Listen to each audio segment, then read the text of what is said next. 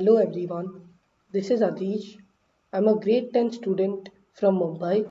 So today's problem is chef and interesting sequences. The difficulty level of this problem is easy and you need to know some basic combinatorics and how we can compute binomial coefficients in O of n into k time because the number for which we need to compute n choose k is quite small. So that's why you need to know how to compute n choose k in O of n into k time using dynamic programming, or you can know the way in which we use Fermat's little theorem, which takes O of 1 time. But the O of n into k would be better for this problem because in the Fermat's little theorem problem, we take the number n choose k modulo some prime number, but in this case, we will just use dynamic programming and not take n choose k modulo any prime number. So in this problem, we are basically given a sequence a1 through an. The sequence has 2 to the n subsequences, and we need to find the number of subsequences with size k which have the minimum sum. For example, let's say that n is 4 and k is 2 and we have this array. So obviously the subsequence which has the minimum sum will be 1, 2, and there's only one such subsequence. So that's why the answer will be 1. And for example, let's say the subsequence was 1, 1, 2, 3, 4. Then even in that case, if we have the subsequence 1, 1, 2, 3, 4, then the number of subsequences would also be 1 because 1 plus 1 will give us 2. However, if the sequence was 1, 2, 2, 3, 4 and k was 2, then the number of interesting subsequences would be 2 because there would be two options, 1 plus 2 or 1 plus the second 2, and that brings us to the first observation. So the first observation is that the subsequence containing the k smallest elements will be the subsequence which has minimum sum and size k, because obviously since a subsequence contains any set of indices from the array A, we can choose the smallest k indices or the smallest k elements in the array, and that will obviously give the minimum sum. Now let's try to find the number of such subsequences, and to do that we need to find out which are the elements which can change in our subsequences. So for example, let's say that our array was 1, 2, 2, 2, 3, 4, and let's say k is 2.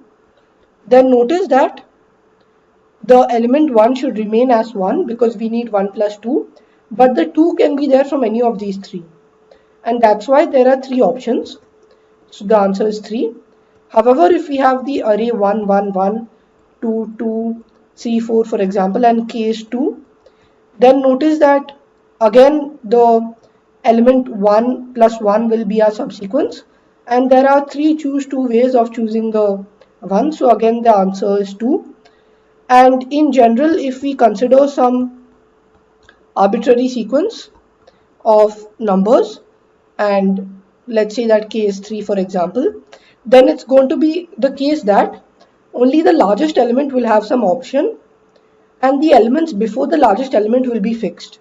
So for example, when we had the case of 2, then the number 1 was fixed, and even when we had multiple ones, then the ones were like the elements before the 1 were fixed, which was nothing basically, and the ones were which from we need to choose. And similarly, when k is 3 and we needed to build a subsequence of size 3, then 1 and 2 were actually fixed and 3 was to vary. And notice that even if the subsequence was 1, 2, 2, 3, 3 and k was let's say 4, then even in that case, only the largest element, so only the element 3 can vary. So there are going to be only two cases, there are going to be only two interesting subsequences in this example, because the two subsequences will basically be 1, 2, 2, 3 or 1, 2, 2 and the other 3, and the remaining elements smaller than 3 are going to be fixed.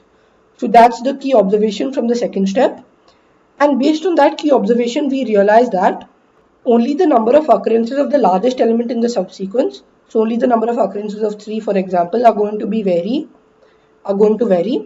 The other smaller elements, so for example 1, 2, they are going to be fixed, and the reason being we always need to choose the elements 1, 2 and in this order specifically, And the remaining elements 3 comma 3, we can choose any one of them.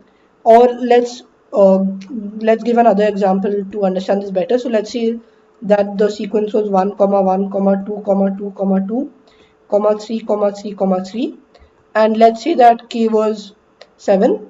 Then in this case you should realize that these 5 elements are going to be fixed, and out of the remaining 3 elements we are going to choose 2. Or to make it even better, let's say that there was another 3, and let's say k was 7. Then these 5 elements are going to be fixed, and from the remaining 4 elements we need to choose 2 of them, because only in that case, so only when we have the, so this is going to be our minimum sum. So minimum sum is going to be this, and notice that in the minimum sum we fix the elements smaller than 3, and the remaining out of the elements equal to 3 we need to choose any 2 of them. So this means that the number of ways is just 4, choose 2, because we need to choose 2 of the elements from the 4 possibilities, and that's 6.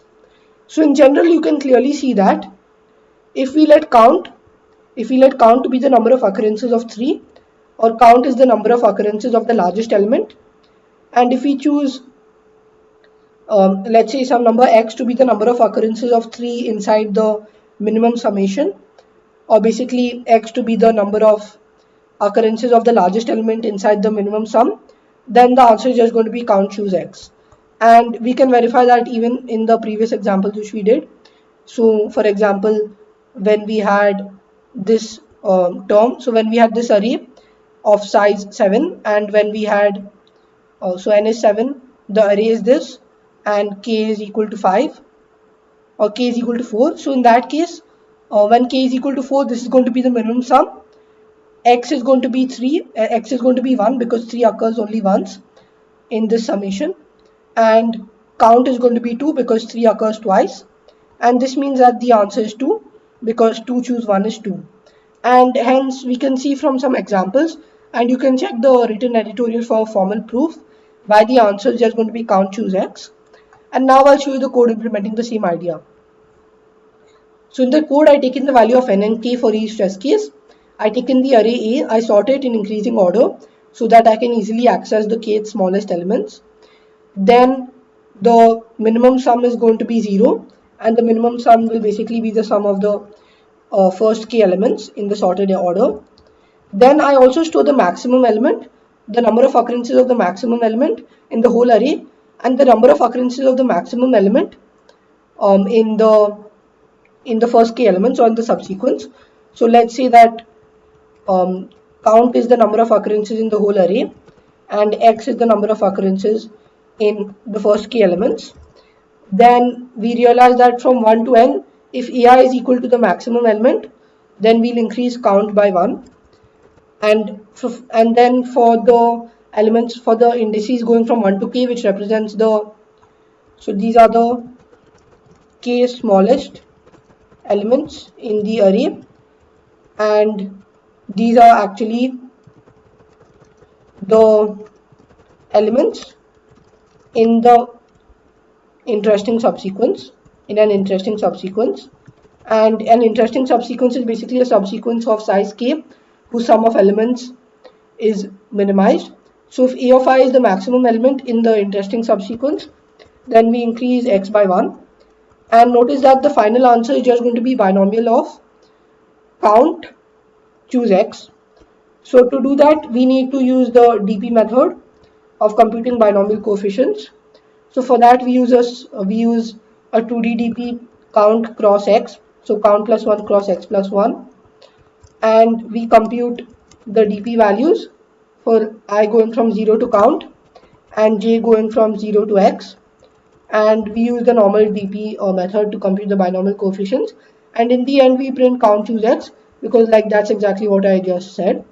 And now I'll just submit this code to see that it gets accepted. So as you could see, my code got accepted. I hope you like this problem and my solution for this problem. If you had any doubts, do leave them in the comments down below. And if you like this video, don't forget to give it a thumbs up.